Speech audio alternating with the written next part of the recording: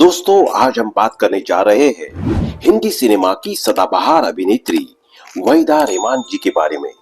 जी हाँ, वही वहीदा रहमान जिन्होंने हिंदी सिनेमा की कई बेहतरीन फिल्मों में काम किया, लेकिन अपने करियर के दौरान उन पर कई दाग भी लगे।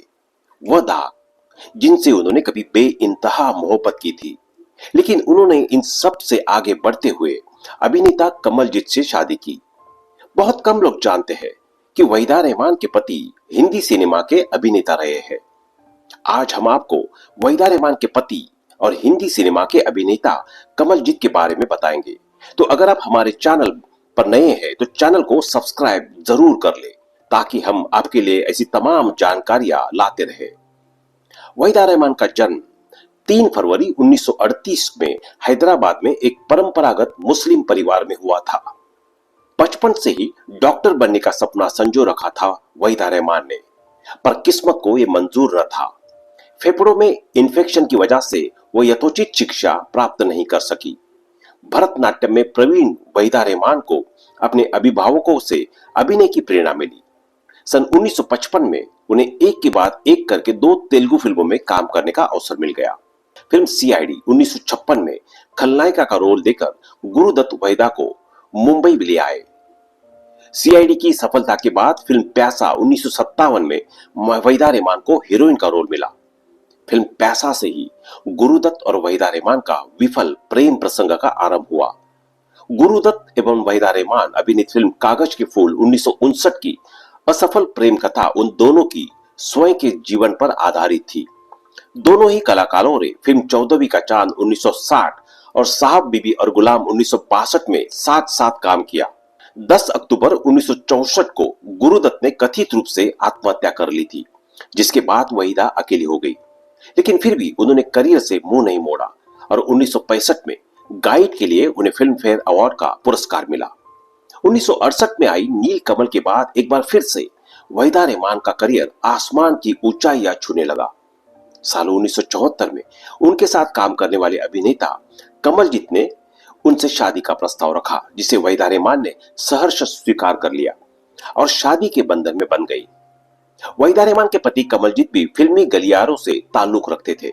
उन्होंने अपने करियर में कई फिल्मों में काम किया।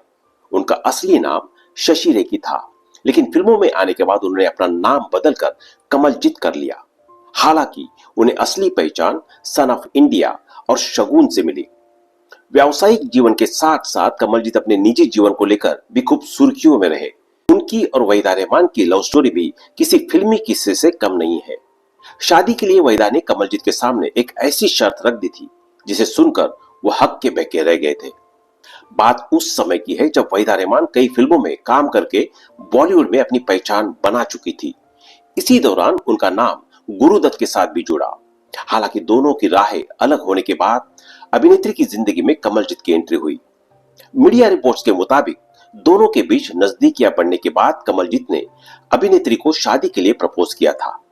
मजेदार बात यह है कि जब कमलजीत वहीदा रहमान को प्रपोज करने आए तो अभिनेत्री ने हाँ या ना में जवाब देने के बजाय इनकम टैक्स की बात छोड़ दी। ये सुनकर कमलजीत दंग रह गए थे। हालांकि वहीदा के इस बात को छेड़ने के पीछे भी एक वजह थी।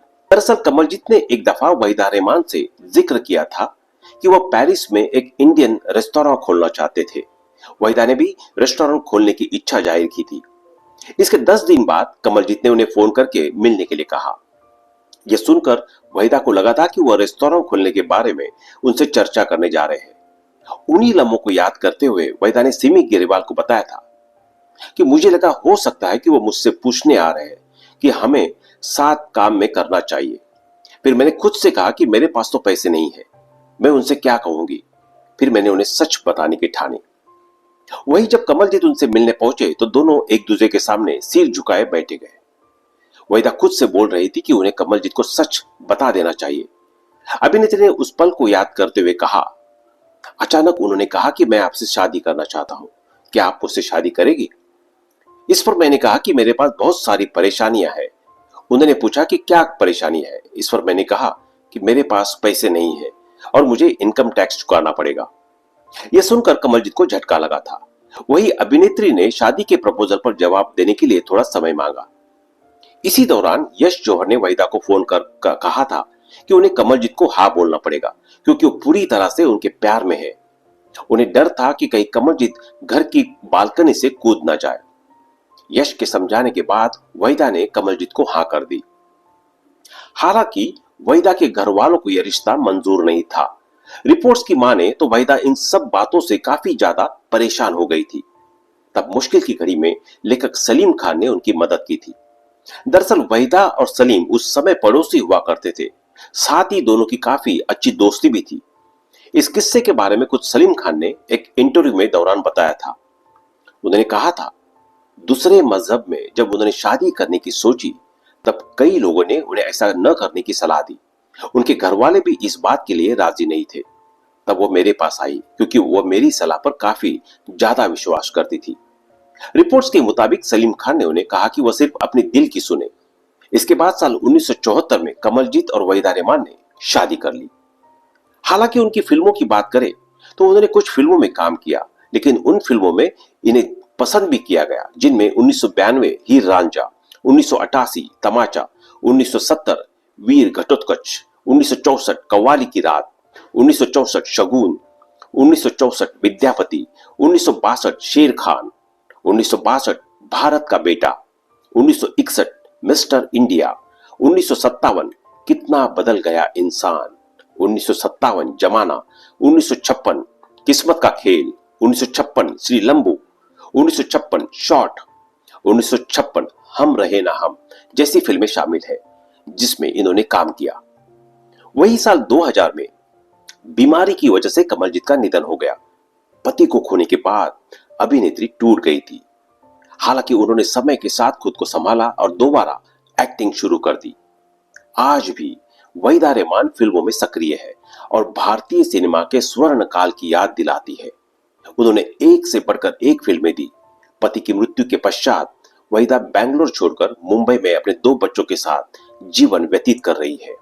उनका अभिनय सफर जारी है। तो दोस्तों, अभी के लिए बस इतना ही। मिलते हैं अगली वीडियो में। तब तक आप अपना ध्यान रखिए। Bye bye.